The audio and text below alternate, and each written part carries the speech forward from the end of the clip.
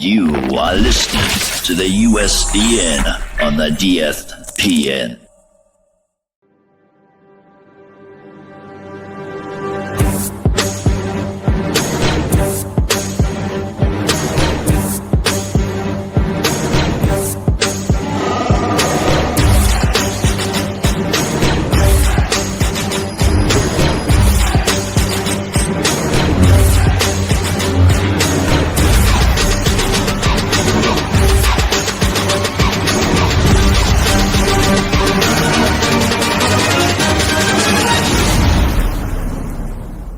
It's a trap!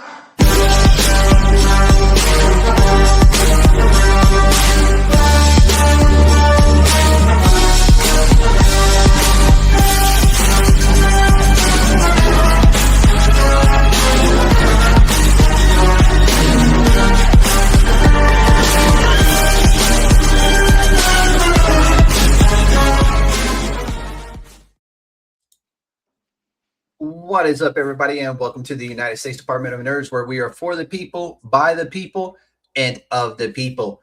Some stories begin with legends. Others begin with the idea scribbled in a notebook. A sketch in the margins or a strange character that refuses to stay quiet. Sometimes the Wild West isn't filled with cowboys. Sometimes it's filled with wasps. Tonight on the USDN podcast, we step into a strange frontier, a buzzing frontier where creator imagination meets indie comics grit. A world called Once Upon a Hive in the West, a place where creator David Bidds is building something from the ground up, not just a comic, but a label, a place called Disco Punk Comics. Tonight, we talk about the journey of making comics independently, building a creative collective, and bringing a bizarre Western world to life. This is the story behind the Hive. The Council of Nerds is now in session. DK, welcome to the USDN. Hey, man, welcome. I'm glad to be on, buddy. So we got a little carried away, everybody, before we got started with a conversation we were having about ethical use of AI, which this comic does not have. We're just putting that out there. We were just having a conversation. We got carried away. We do apologize for that. But DK, let's start at the beginning, right? What first pulled you into comics as a creator? It's I read my first comic when I was like 8 or 9. My buddy, his birthday party, got an issue of Blade, and I had a nightmare. Nice. And I did not start reading comics then. I was at a buddy's house in high school, and I read a random issue, and I don't remember it being a good one, of Invincible. And so, funny, I've been writing for a while. I've had daydreams and stories for a while. This may be basic to admit, but when Amazon started coming out with Invincible, I watched the first episode, and I was like, I've read this before. And immediately went online and got the omnibus and just tore through it. And from then I was hooked. I was probably 26, 25 at the time. Yeah. Followed it with everything Kirkman. Got to. It's a must read for everybody, in my opinion. It's such a great intro, and then you're already into such a great label with Image. And then if you go back in time with Image, and I think I've heard you talk about this on your other podcast, I won't regurgitate it too much, but the glory days, the Matt Spawn drew me in so much. Yep. It blew me away that y'all were willing to read so much in a comic back then, and reading Spawn or the Max. There's a lot of verbiage. But anyways, I was hooked. I've always written short stories and little novellas, tinier stories and whatnot. But I've been daydreaming of massive stories for a while. And then after yelling my stories to my friends for a long time, I decided, let's do it and just go into it. Dude, that's a great way to do it. And the fact that Blade gave you a nightmare lets you know how great that comic book was in the 90s. Yes. Yeah, I went back and faced that fear. Go ahead. That most recent run of the Red Band of Blade was fantastic. I need to get. I have a list of need to reads a mile high, and they were interrupted by Absolute series that just came out. My daughter, I have turned into a huge Wonder Woman fan, so we're everything Hmm. Wonder Woman. She's too young to be checking out the awesome illustrations that they got there, Yeah. but she loves it, man.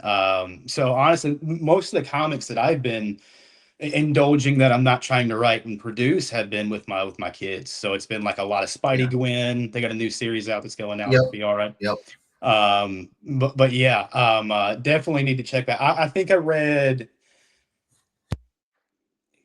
I'm not even sure which run of Blade it was, but I went back and reread it probably about, I think it's no bigger than like 15, 20 issues. Check it Oh out. yeah.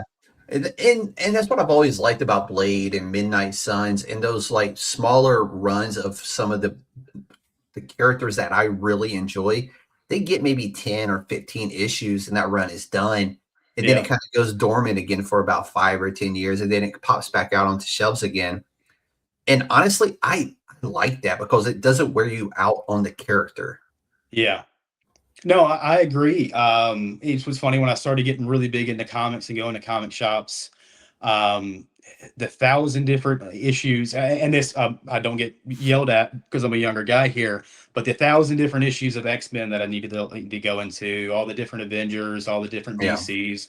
I've found when it comes to Streamline, I'm more of a DC guy in the first place, and I really have stuck to those. Mhm. And I think outside media, being video games, TV, Yeah. movies, has done so much recently for new types of fandom, and even as intelligent as DC incorporating injustice back and forth storylines from Yeah. a video game to the comic, which was one of my favorites by far, and one of my favorite games too. So it's kind of funny Mhm. that fandom gets to Yeah, tie so together. I ended up getting the trade paperback of the Injustice run Really, because I wasn't collecting comic books at the time, but I loved the video game. And then it was like a random store wherever I was living at the time. And I seen the like omnibus or trade paperback for it. I was like, ooh, let me get yeah, that. yeah. So, but let's jump into Disco Punk comics. Where Yeah. did that come from? Disco punk. Disco punk for a lot of reasons. Disco for a lot of reasons. Some that I won't get into. Yeah, I was always a big disco kid with my mom. It was always Sunday mornings cooking breakfast, Bee Gees in the background, Chic, all goofy disco. And then also, I used to play in a lot of metal bands and everything, or had a jam band in high school. Mhm. And so, a piece that I wrote a long time ago had a line in it by a character named Disco, which is when you take the life and love from disco, you're just left with metal. I won't get into it too much. My mother passed away when I was about 23, and for Mhm. a little bit, that kind of disco was gone, and it was the big metal scene and everything. And so, disco to me, is my favorite and my flagship character, but also just a big piece of me being able to move forward and create something. So I'm the disco punk, or I'm not, but that's the label. No, I like it. And so we were talking before we had went live, but so is Disco Punk Comics intended to be a publisher, a creator collective, or what is Disco Punk at its heart? So the goal of Disco Punk is to get to a place where we can offer guidance through the potholes that I'm learning to face as we Mhm. create. There's so many things that you just don't know. I'd like at one point to be kind of an information hub for best practices for a number of things. I would love to publish a number of other individuals. My colorist on Once Upon a Hive, his name is Jorge Elias. He's actually runs his own fiction comics. But Mhm. he's needed help in a number of areas. And so, Disco Comics and Fiction Comics is bringing together, already. And so Yeah. I did not expect to be getting involved in other individuals' intellectual property so fast. Yeah. Once Upon a Hive, when this comes to publish in just a few months, this will be the first piece of mine of many projects in the work now, Mhm. but already getting an avenue to help. And so everything I'm learning on the way, passing that information to Jorge, and Yeah. he's got a great team over there with fiction too. So that there's a lot of avenues for me to look for letterers and a short notice and everything. So the Mhm. collective collaboration has been great. But yeah, I would like it to be a big collaboration hub. That's kind of the goal. as well, obviously and selfishly, to kick out all my writing. A place where I You have can to. indulge myself in my own art. Yeah. Um, No, it's a must. yeah, and so and I've had a number of people to me, come to me and say, "Hey, could I help get certain things off the ground?" Are Mhm. we at a place to where we're helping fund other people's projects? No. Yeah. We're at a place to where we're very open to help you with Kickstarter and get things taken care of, learn together as much as possible. Absolutely. And I think honestly, my favorite part of all this so far has just been the community. It's great working alongside people. Being a writer alone isn't as fun, I'll tell you that much. No, I will say it doesn't matter which group you're in on Facebook. The indie comic book scene as a collective whole has been amazing. And I know there's a lot of groups that allow me to share like Yeah. the podcast in those groups. And I am so thankful that they allow me to do that because it literally keeps me booked months in advance. And it's Yeah. really awesome. So It is. it's just really amazing communities out there. And it's a lot of the same people within those communities. And they're all really great. So, but what has the indie journey or the indie comics journey been like so far as you've been building Disco Punk? Oh, it's been an excuse to learn something. It's been learning that you've got a lot to learn and you're gonna keep learning. It's been great. It really has. I look at it two ways. I kind of got like one kind of goofy analogy. One is you're kind of going down a road, and like I said, the potholes that you're going through. There's a lot of bumps. There are other Hey man, people where been you on live, that there road. are plenty of them. Yeah. So listen to the people that have driven to that road before. That's a big piece. But my biggest analogy though is, sometimes you're swimming in the waters you don't know. So it's like you're swimming, you got your head down, and then you touch a buoy, then you look up and you're like, oh gosh, look how far I've come. But Mhm. then it's also like, man, shore is so far away. All you can do is put your head down, keep swimming, find the next Yep. buoy. And but it's great. You get inspired, like you said, online in the community, people that have gone so much further than you, on more Mhm. buoys than you, further down that road. And all of them, for the most part, without any exception so far, have been nothing but giving with their knowledge and respectful. Oh yeah, if you ask a question, you're going to get a Yeah, multitude of different answers that are they're very similar in nature, just yeah. different routes that person took to get there. So it really is phenomenal communities out there for that. But what would you say has been your biggest challenge so far with launching the label? Wanting to do far more than I can do at a time. The biggest advice that has been from people is, hey man, just hey, because we have Once Upon a Hive. I'm working with Fiction Commons for Fiction Comics for the Fallen Seven. I have another. I'm doing a manga right now. It's called Ricky Ricky Recoil. I have a number of things going on, Mhm. webtoons. But it's not without planning. Before any of these even came to be, I was researching for a good 2 years. I was saving for a good 2 years. I was talking to creators in the field for 2 years, trying Mhm. to back other people's comics, see what's everything's going on. The biggest road bump or the biggest challenge you ask, um, like I said, just not making sure you can eat what's on your plate. Yeah. But I do think different people's labels have different purposes. Mhm. Majority of the time, what I see is, especially the first step out the door, seems to be usually superhero comics, a series, one world, and then you have your audience locking into that one world. Yeah. I do have some series that'll be coming out as well, but I also love like sci-fi one-offs and just good stories and short Yeah. and one shots. I'm a huge one shot fan, and there's a lot of creators out there that do them really well. Yeah. It's within the same type of genre. It's just a Mhm. multitude of one shots. But those are some of my favorite comic books. So, but let's dive into Once Upon a Hive in the West. Yeah. What is Once Upon a Hive in the West? It's a gritty imagination of a world, said very plain put, where bugs were the cowboys. Mhm. No, so it's actually a kind of a really good look at the life cycles of bugs through this lens of this Western spaghetti scope. Mhm. The story came to be in a really funny, silly way. Um, what it is essentially is going to be a 7-issue series. We have a Halloween special that follows our protagonist, Paper Wing, and his kind of journey to be the first paper wasp to survive to the end of winter and live again. As some people may or may not know, life cycle of wasps, I'm going to nerd out for a split second, but like 95% of the population dies. All the males dies. Everybody dies except the queen. So there is a mass extinction, and then by next spring, the population has been reborn. And if you Yeah. were to look at that from a human perspective, it would be horrifying. And so many different facets within a bug's life is actually horrifying. And with the good Western tropes, there's a lot of things that I like that I've watched with my pop and through the years, like cowboys versus aliens. There's cowboys Yeah. versus dinosaur movies. So there's a lot of space to play, and within all that space, it just wrote itself. Very character driven, Yeah. bug spaghetti Western with a whole bunch of kookiness and wackiness to spare.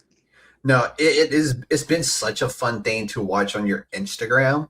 Like Mhm. the art coming together, the whole thing is just like a stroke of genius. You know what I'm saying? And it's just so fun. And when I was like, as I was like coming up with titles for this episode, I was like, I kept hitting on the Wild West, and I'm like, if I'm gonna do Wild West, it has to be Wild Wild West, but with Wasp. And it was just Yeah. one of those where I was like, it wrote itself. You know what I'm saying? Yeah. In Because fact, the character is just such a fun character. Your main protagonist, you know? yeah. Well, and there's a switch up there, and I won't give too much away, and I'll probably end up I'll talk about it for a little bit, but I'll touch base on this too. There were so many opportunities with this. It was so hard to pin down a name Mhm. because there was so good, bad, and the ugly, good, bad, and the bugly. Yeah. No Country for Old Men, No Country for Old Wasps. But really, I wanted to kind of give an homage to kind of a lot of spaghetti westerns I used to watch growing up as a Mhm. kid. The classic Clint Eastwood's, the Oh, yeah. Fistful of Dollars trilogy, and of course, Once Upon a Time in the West. But it's not so much so. It's not just like a classic tale of you killed my paw. There really is a diverse spectrum to look at this when you start implementing the characteristics of the different type of bugs that may interact with a wasp in the community that's Mhm. actually built, and what is Bisbee, Arizona, that what I call the Hive Haven Holler. Dude, So that's awesome. it's a fun time. The inspiration for it was just the silliest thing. I am a bug guy. I like bugs. I take them out of the house instead of squashing them. Try to teach my kids that. And they're also pretty interesting to me. So you kind of just let them live a little bit. So there's a wasp nest that comes up in front of my house every single year. It's been there for the past 5 years. It comes down in wintertime. They're all dead, and it comes back by the Mhm. time of spring.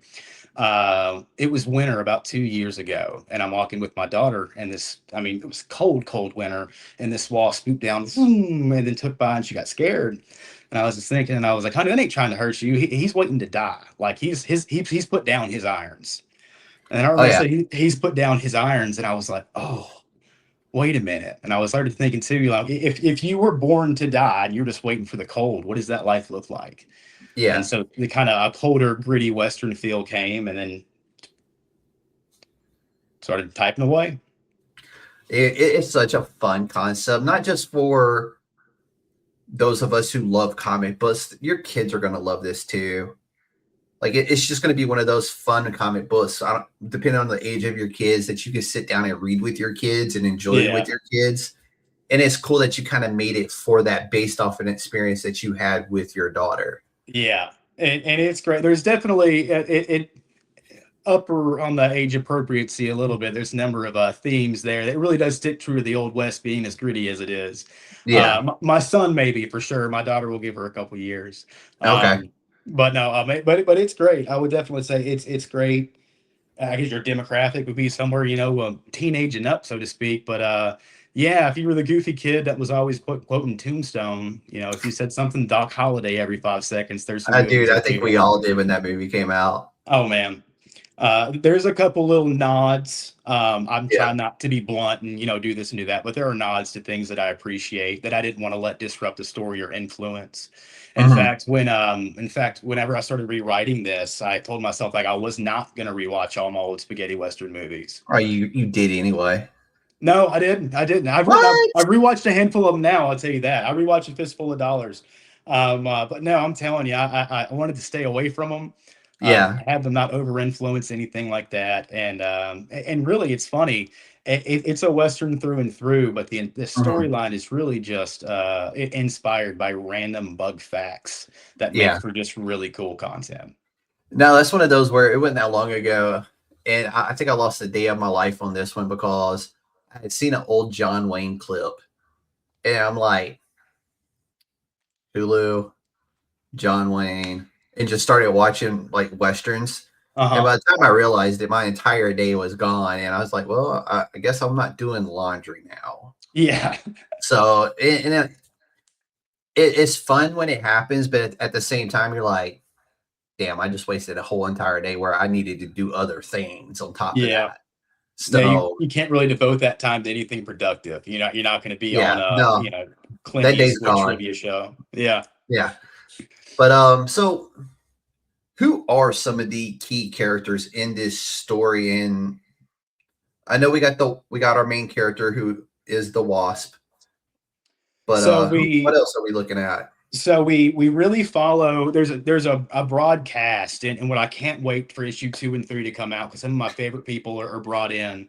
So looking over the series, there's a lot of great characters. Issue 1 kind of works as a world builder, intro builder, specifically for our two main protagonists, well, antagonists, Hanny, villain, hero, whatever. Where Slick Prick, Paper Wing, and Odd Drop Pop Pop. Now, this issue, majority in the most of the art that you've seen of the Wasp on the page are going to be from Odd Drop Pop Pop, who is the living legend who aspires to be the first to never lose. And we Mhm. follow him for the majority of the story. That kind of helps build our backdrop for Slick Prick Paper Wing and to tell his story. So Once Upon a Hive itself is the ballad of Prick Paper Wing, but you'll find issue 1, A Pistol for Pop Pop, is heavily involved. Okay. Pop Pop being a character who was meant for issue 1 that I loved so much. We've done a number of things. We get to keep him around and play with him a little bit more as we get into kind of the other themes of the later in the issue. Mhm. So we do start off with a much more grounded, Western-based, introducing our world, getting y'all comfortable with all the bugs and bees and butterflies. But our two main protagonists, yeah, Paper Wasp. We have the Dirty Dauber Gang, which are Dirt Dude, Daubers. I love that. I love that name. The Dauber Six. They're I love them, man. They're great characters, and they're inspired by a number of rednecks that I've known for a while. Dude, you And live in a state full of all of them. oh man, oh yeah, come on now. But I live in Memphis myself too, so I'm in Memphis, Tennessee, and so I'm kind of in this weird limbo of Tennessee. But we have it all. I mean, Uh, your Bass Pro is a pyramid, all right? I still, yeah, I love it because of the song. I used to go there and watch basketball games all the time as a kid, Yeah. and Dude, I remember when Tyson fought there. yeah, Lennox Lewis. That's right, Tyson Yep. Lennox Lewis. That's right. I love Memphis. Love my town. There's a soul food restaurant right up the road from it that is absolutely phenomenal. Countless. We got some good food down on Beale Street as well. I'm a big fan of a lot of our local taco vendors and our food Mhm. trucks throughout Memphis are See, rad. that's new. They didn't have that back when I lived local to that area. Yeah. Well, they've But hipstered out a couple areas around here, so it's a lot of pop-ups and I seen breweries that and last time I drove through. yeah, a lot more flannel than you would have outside of winter. I will But say the roads there have greatly improved to its more eastern neighbor of Knoxville. oh, I can agree with that. Memphis potholes are nuts, man. I drive a Jeep, so it's the Yeah. suspension's already terrible. So I could complain about our roads all day, but I won't. But yeah, there's a number of, aside from again the two paper wasps, we have a butterfly brothel, which was a very interesting conversation with the artist. Oh yeah. It's nothing like doing character concept work and being like, hey man, I know they're butterflies, but lingerie something, skank them up a little bit. That was a very hilarious conversation to have an understanding. But no, and there's a whole gang of locusts. We have Miss Widow who runs the butterfly brothel, and we have the proprietors of the Hive Haven strip that come Mhm. into play very largely. There's also my favorite Sheriff Buzzkill, who is of course a very large bumblebee who runs the sheriff station there. So Mhm. there's a big town of characters that come into play, and a large piece of the series is the consequences of what happens when a paper wasp lives past winter. And Yeah. so it becomes, of course, old faces coming back for revenge, but also a little bit of a deterioration of our lead character's mind as he starts to actually struggle with what is real in this new season and what is not. Mhm. Dude, I absolutely love this concept, and honestly, it's one of those where I'm like, you want to hit that fast forward button so we can get to this point of this comic book actually releasing, so it can be in people's hands. Yeah, no, and it's tough. And I'll say it as a creator too, getting your stuff out there. When you're indie guy, even new, when you have one or two, three or four issues that you're pushing out, it's a lot different from the guy who's talking to the first one. Mhm. So I'm looking to get this first issue in y'all's hands, do it right, make it well, because we are looking for immediately hitting ground with issue 2, 3, 4, 5. There's only 7, and like I said, we have a little goofy Halloween special that I just had to Yeah. have, that we're going to do in total. And then that's it. Everything's scripted out. Everything's done. We're done with colors and paging when it comes to issue 1, moving on to lettering and editing and getting real Yeah. close, guys. Getting real close. Dude, I like it. I like the fact that you're almost there and everything's being laid out properly. But so who are some more of the artists and kind of collaborators helping bring this story to life? Yeah, and I actually might have, well, 1 or 2 updates for the couple things I got going on. But the guys writing the ship right now, Billy Micaiah Kanza, who's been the penciler and inker, has been awesome. Like I said, I'm working on a number of different projects right now. He has been the most responsive, just respectful on it. Good Yeah. communication, great concept work. Really happy to have been working with him. And his color is Jorge Elias, who's with, of course, the team I was mentioning before, Fiction Yeah. Comics. So they're doing a lot of work on the Fallen 7 right now. Elias has been on the cover of a number of real good works. Some silly stuff. One of them I think was called the Alabama Alligator something, but it Yeah. was real good. Well, when I saw his work, I was like, all right, we're moving forward with these guys. Yeah. So those have been the leads so far. I'm actually working with a guy right now, Noah Carabello. He's with Edge Comics. Mhm. He's going to be doing our variant cover that's in the works right now. That we're going to have with our Kickstarter, which I'm going to have feature a little bit more of Slick Prick Paperwing to kind of give him Yeah. his due justice, as is his series, but in the Mhm. fat of it, this issue in a way is Pop Pops. I like it, man.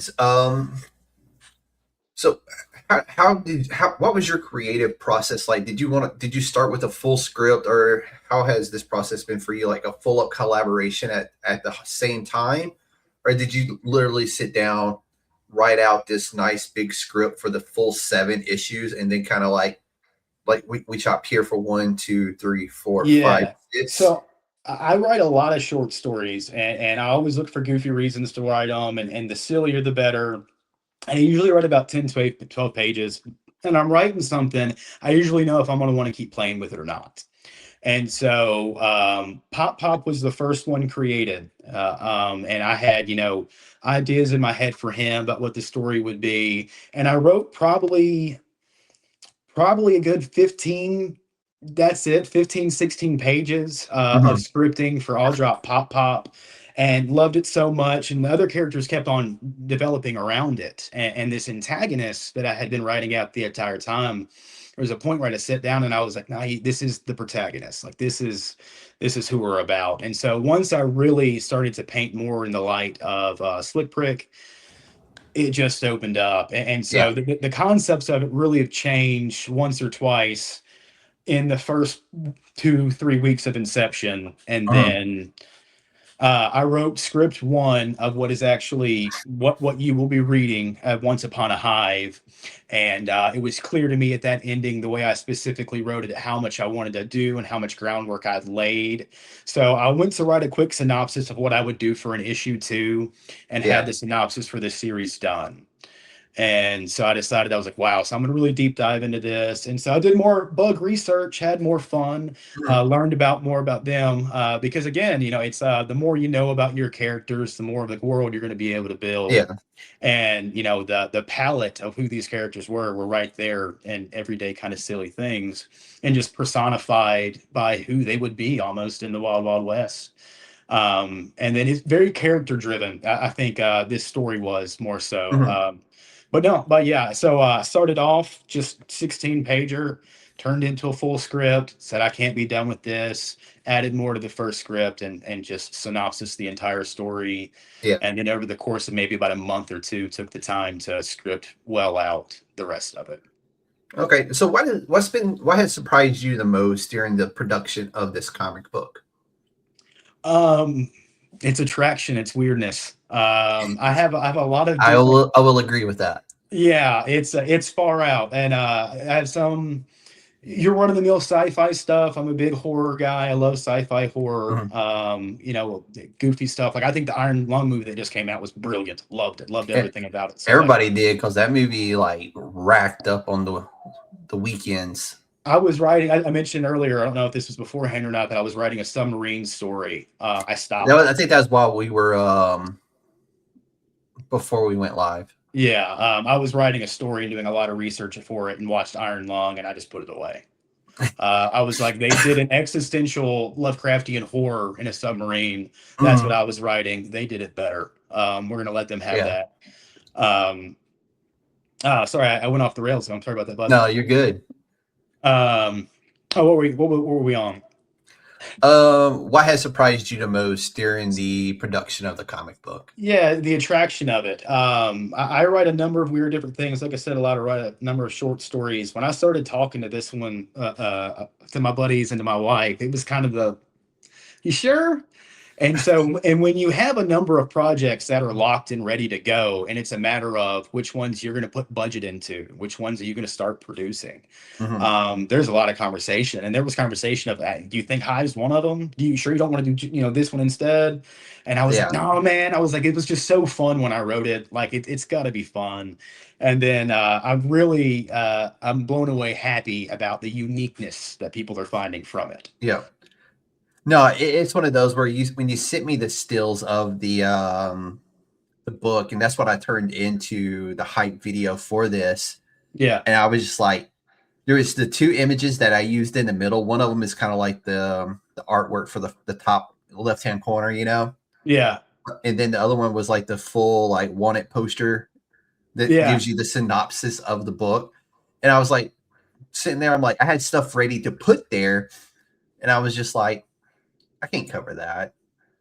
Yeah. So I ended up doing the first part of the hype video and the end and part of the hype video with the information that I wanted to, get across, because I just couldn't touch those two middle pages that you had sent me. I was just like, this is too pretty, the freaking cover. I love the wanted poster that you had did with the synopsis on it. I was just like, man, that's just too good. I can't cover that. I told Billy Micaiah, I told him when we first started out, and I was like, when he was telling me too, and he was like, I'll have a lot of different side sketches for each different character. I was like, keep them all. I was like, every time you're doing like character work or something, just keep it for him, send it to me. And I ended up being able to play with a lot of his line work and do a lot of cool marketing stuff. I'd say that as a advice for anybody who's brand new to have, whatever your artist is working on, especially your work in progress, get it. If they're making videos and stuff, get it. People. That's some of my favorite stuff to watch. 100%, absolutely. And right now, your Instagram is full of those. Yeah, I'm learning. Unfortunately, this algorithm motion that we're in right now. Yeah, good luck. It'll change tomorrow. That's I've been hearing that. Yeah, I'm hearing that. So it's tough. I want to say that it's tough because you want to get what the algorithm wants, which is these shorter form things and Mhm. everything. That works for a world that is created and out there and has a fandom. You know, you can do a slim shot of Battle Beast, and the whole image comic world knows exactly what's this and that. To try to sell something to your reader, not just, and what I mean sell, I mean to purvey a thought to someone Mhm. in that shorter form is tough. So I'm actually going to be looking to see what I can do about, I don't know, changing things up. But yeah, I love making the videos and reels, man. They're fun. I'm laughing because, and I'm not laughing at you. I'm laughing because that is the struggle I have for every single interview I do, because every single one is different. So Uh-huh. I try to keep it to my flair of the podcast, right? And make it about the person, because I'm literally marketing you for the podcast. Right. But it has to be different and it has to be unique each time. Yeah. And it's just, and I laugh at myself because I'm like, the exact thing you just described, doing it for one project, I do up to 18 sometimes a month, Yeah.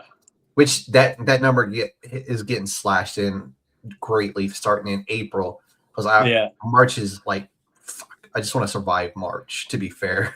I saw your lineup and I was like, he's working. I was like, Yeah, you're dude. working. April is, like I said, I did a drastic cut down in April. May, I'm taking a vacation for a week, so that's going to help. But end goal is probably 10 to 12 a month, and that's still a lot compared to what some people do. Yeah. No, I can And these see are that. all live. Everything is unique to the person coming on. It's not generic. Yeah. Everything is like, as I was telling you before we had went live, I literally build each interview to the person. The man hours I put in to learn who you are, and to go to your social media. I do the research, I find Yeah. questions, and I make everything literally about the person. So Yeah. yeah, it's a lot. And this month is going to be a struggle, but I'm going to get through it like I always do. Yeah. That's a lot, aside from the actual interviewing aspect, that's a lot of the marketing aspect This is as the easy well. part. Yeah. Yeah. This is the easy part right here. Getting to I, talk to I, DK. I'd say the same thing. It sounds crazy. It's not easy building a comic book. It's a much more complex machine than anyone would assume. But building it, writing is the easy part. Like being a comic book writer is like, yeah, that's the fun part. Getting involved, and I want to thank too, like a number of creators out there that have set the tone for it, made it, yeah, more acceptable, more common to get out there and promote your stuff. The Kickstarter style, the social media style, Mhm. because few of us, I think, would have ever have gone on, put our face somewhere, and started talking about something, put ourselves out there, Yeah. been aware how big the marketing and social media aspect is to the entirety of the project. And yeah, you're right. This is creating, and having fun collaborating. That's the easy part. Oh, 100%. So you're working in an indie space where creators often wear multiple hats. What advice would you give to someone who wants to start their own comic? Um, my dad gave me advice in the beginning of this when I asked him a question about something, and he told me it takes a wise man to understand that sometimes someone else can do it better than you.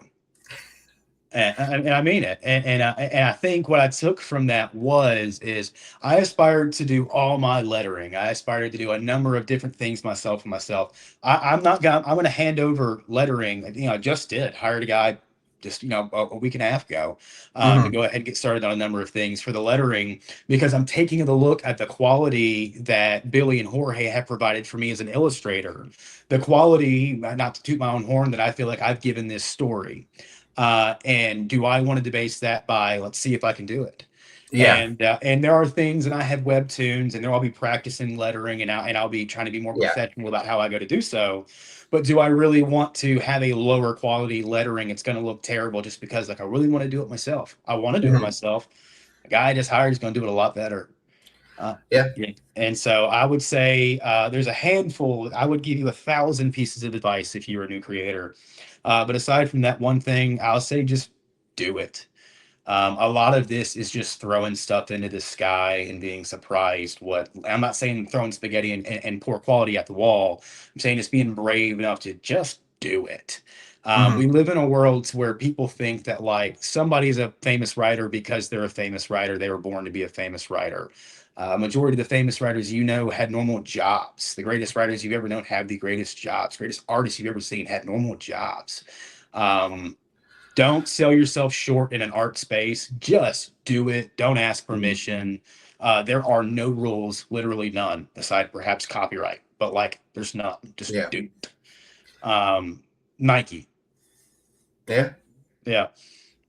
So, it's funny is like that goes back to when you're building a business or a brand is to surround yourself, with people smarter than yourself. Because if you're the smartest person in the room, you've already fucked that up. You know what I'm saying? Yeah. Yeah, absolutely. I've said this for a long time too, and I've worked in a number of different things. I won't get into what I've done career-wise and everything, but the best resource in the world will always be another person who's done something before. And I'm telling you this as a reader who I'm telling you this as somebody who uses Google. I'm telling somebody who looks for things for advice. A person in front of you will always be a better resource. Talk to these people that have done it before, listen to their advice about Kickstarters, about story writing, about not getting overly involved in things you don't want to get overly involved in. Be receptive. And when it's your turn, teach somebody what you can. Yeah. So I can't remember if we talked about this. Actually, no, we already talked about this. This is one of the first things we talked about was the community for indie comics today. But so we'll scroll over that one and go to this. What role do you think social platforms play in building an audience for comics like this? I mean, right now it's huge. To be honest with you, I can't imagine how you guys would have gone about it beforehand. Look, we don't live in a day and age where people have thousands of dollars to pay artists to do this unless they have some type of budgeting or getting crowdfunding or anything. I don't really understand how like 90s indies guys would have got off the ground. The bigger guys that we respect and know that we call indie like Image were founded by people that were already very successful in a very successful industry. I think it plays a massive role. I never once thought I didn't get on Facebook before I started comic books. I didn't get on Instagram, TikTok, or anything like that. I felt old asking my friends advice about how to build a TikTok and do all this and do all that. But it's paramountly important. It's very important, which does kind of sting to say that there is an extent to where creative community is being there is an algorithm, there is a madman science behind something you really don't have that much control over. So again, advice to new people: learn it. You're gonna have to, start treading this water because it's part of it. It's part of it. Social media has been wonderful, and don't take it slow. Your brand will grow as you do.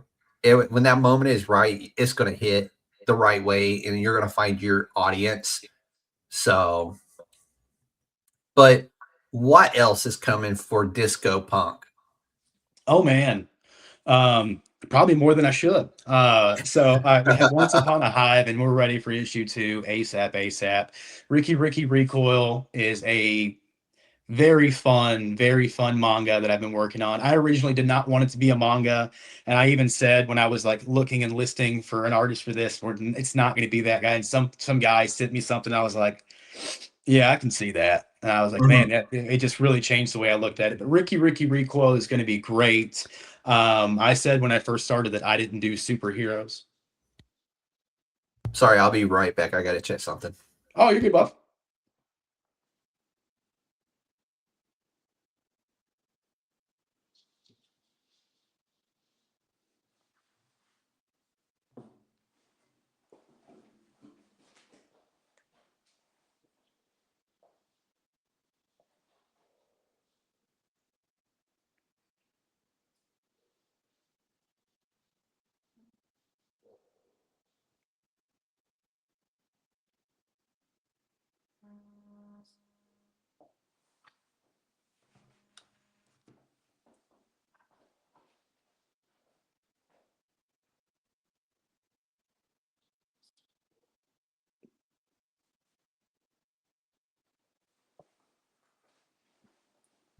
I apologize to everybody who is watching at home right now. One of my cats sounded like it was struggling to get a hairball up, so I had to go Thankfully, this microphone and stuff like cuts a lot of background noise out. So, No, but you're I kept good. hearing it in this ear, and I'm like, yeah, I'm like, come on, dude. No, Like, I'm you're trying all to right. work here. Cat's all good though, right? Yeah, no, he'll be fine. He's a long hair, so it's Yeah, one of those where his it happens with him. yeah.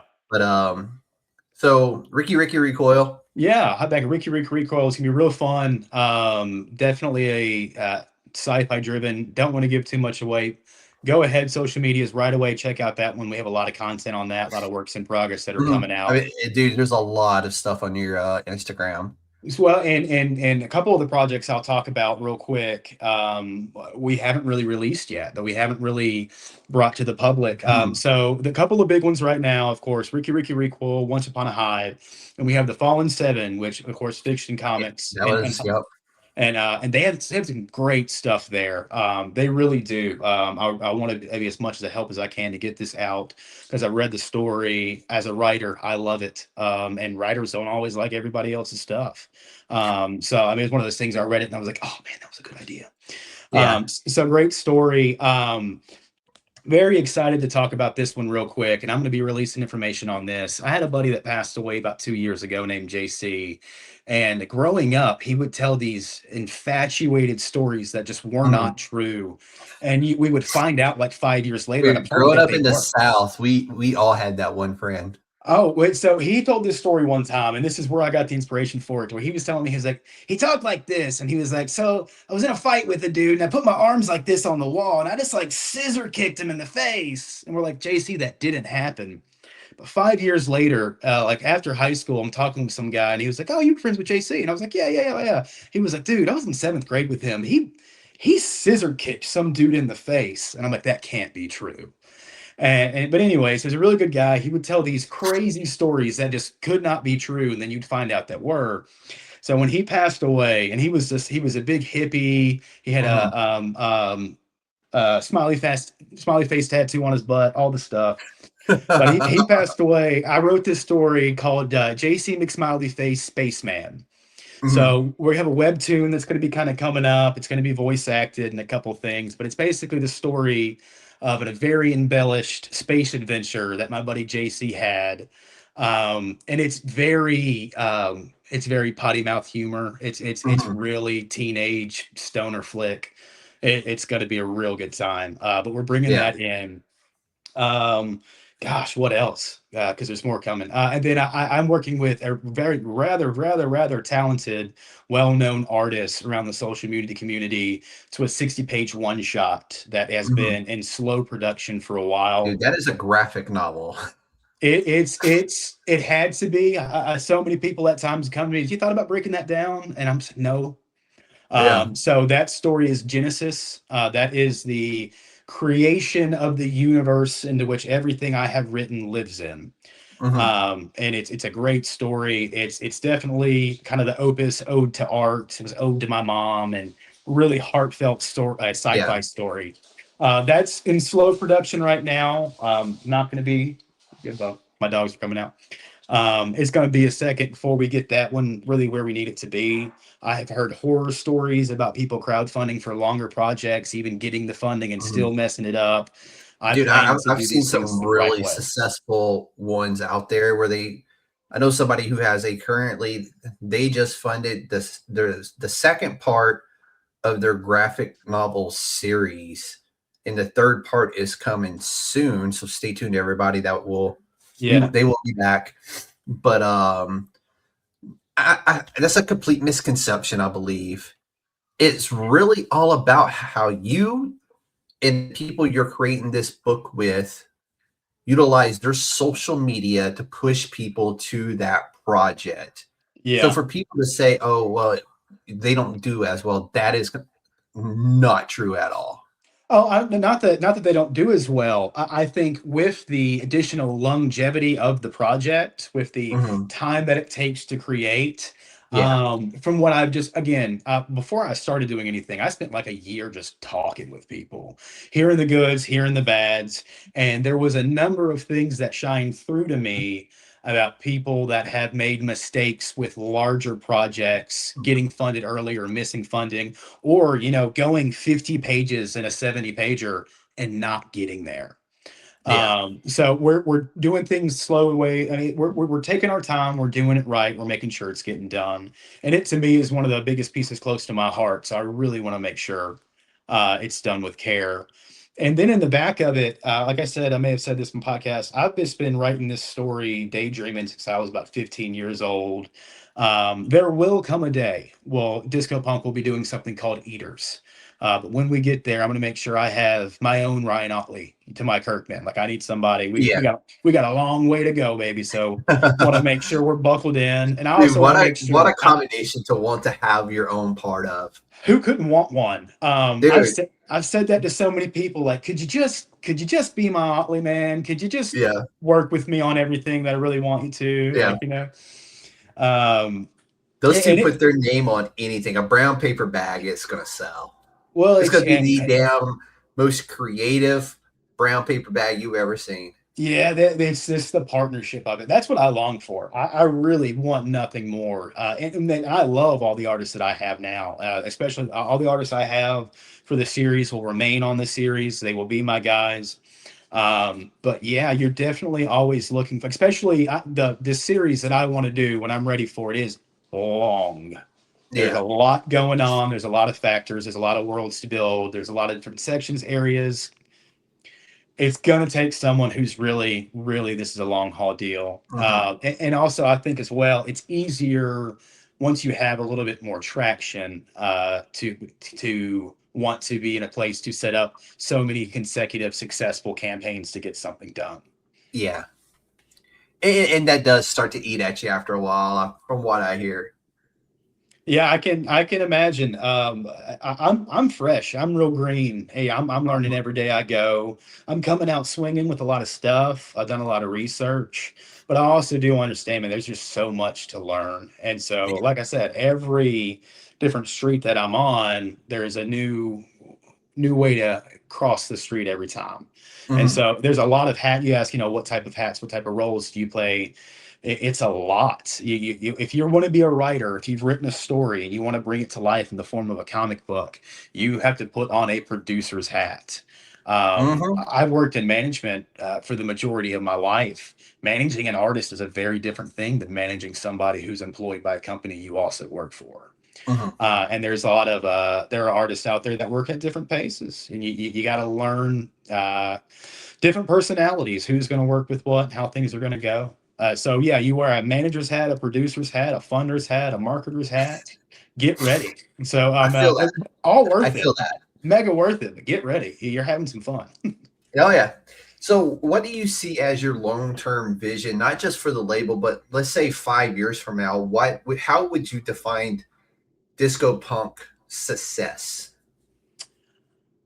5 years from now, I kind of know what I want in 5 years from now in 3 categories.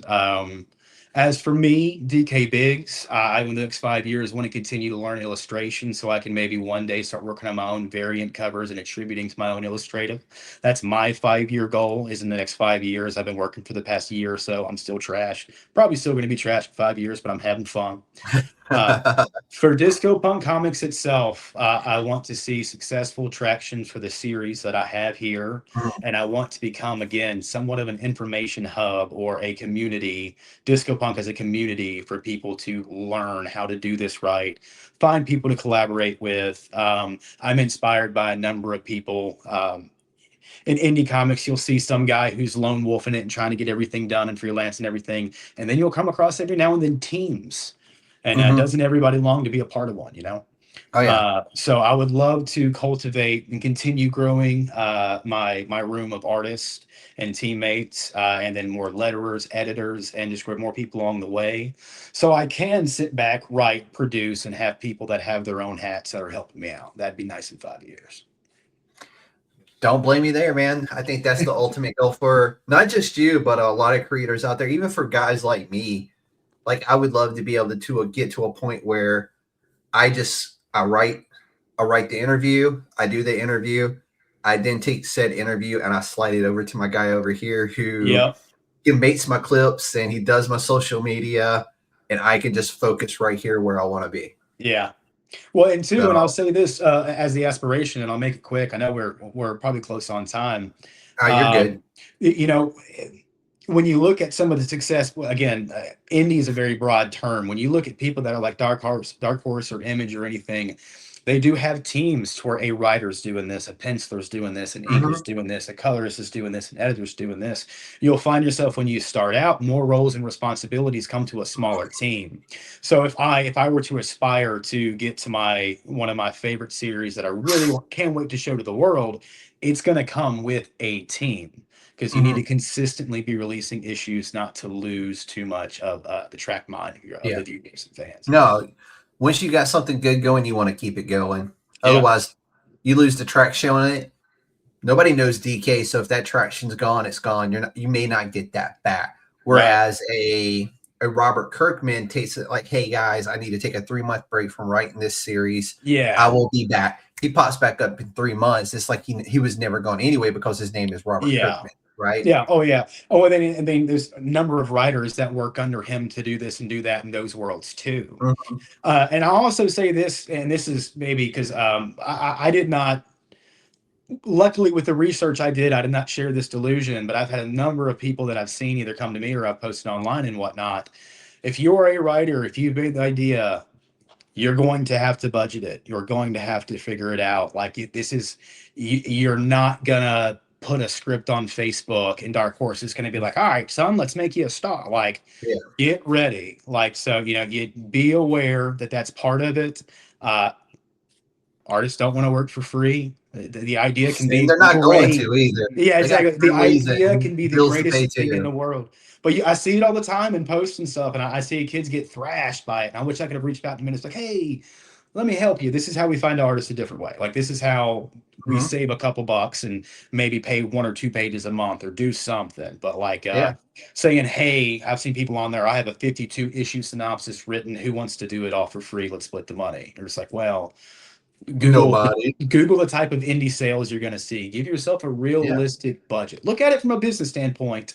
Have 2 devils on your shoulder. One that wants to create things blindly, carefree, and the other one's that's making sure that your pockets are okay and you're not leading yourself down that road. Oh, yeah. Yeah. And it's amazing what a simple Google search will tell you right off the hand. No kidding. It's but anyways, go ahead. No, go ahead. No. You trust me. You definitely want to go. No, I was just going to say on Google as well. There's a number of things that, so as a writer and a producer, you are going to look at things very differently from other people that are in the market that are more so freelancers. I heard somebody say this. I don't entirely believe this, but to an extent, some comic book artists are there to draw pages, not to create books. You are the one creating the book. You are the brainchild. You're the one doing all this. Be very aware of that concept that like I'm not sure where I was really going with this, but like, so I think I know where you're going with this. So what you're trying to portray here is, or purvey, some artists have to have their hands held. And what I mean by that is you give them your story, but they need more than that. They need to know what your characters are looking at. For instance, if you have a character facing this way and you want them to be looking at something specific on that screen that way, they want you to tell them, are they facing east? Are they facing west? Yeah. Are they facing north? Provide your artist the guidance that you're looking for. Don't just give them the story. Purvey your idea to that artist so they can interpret your story and your idea and your thought the way that you intend it to be. Because you can unintentionally allow an artist to change your story entirely. And that's a fact. And it's not a slight to them. It's just that this came from your brain. They are translating, like and so that's a big piece of it. But yeah, it's just go out there, meet people, be respectful, also be aware, especially depending on where you're finding artists. There are scams. Yeah, always plenty of them. It's a whole world out there, no matter where you are. Contracts. Yeah. Google Docs will create simple contracts with signatures that are legal. Set That's all I'm saying. absolutely clear expectations. Timeline. Talk about timeline. Yep. I mean, there's a thousand things I could talk literally for the next hour about do's and Oh, dude, don'ts. I could too, and that's another show for another time. I'll Yeah, bring you back for that one with some of the other people that I know gotcha. that are really good at this, and we'll have a roundtable about that one That sounds good. Yeah, because I got some thoughts on that.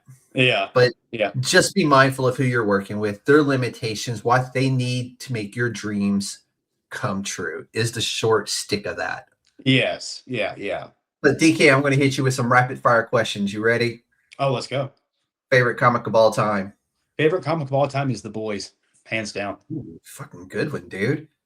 I'm happy that we're getting season 5, but I'm also sad that we're getting season 5. You know what I'm saying? I love it because they're so different. It's just watching a new interpretation of the characters almost. It really is. But if I don't get the comic book ending, I will fucking riot. You can't. You can. Noir's dead.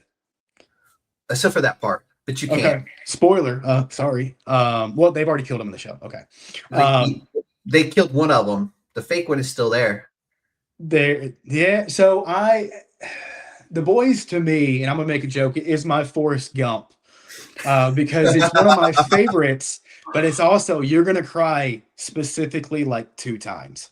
Yeah. And I'll never, the first time reading this, it cracked me up so hard because I was like tearing up, and my wife looked at me, and I was just like, Starlight and Huey are separating, but they both know they shouldn't. They both know they're wrong.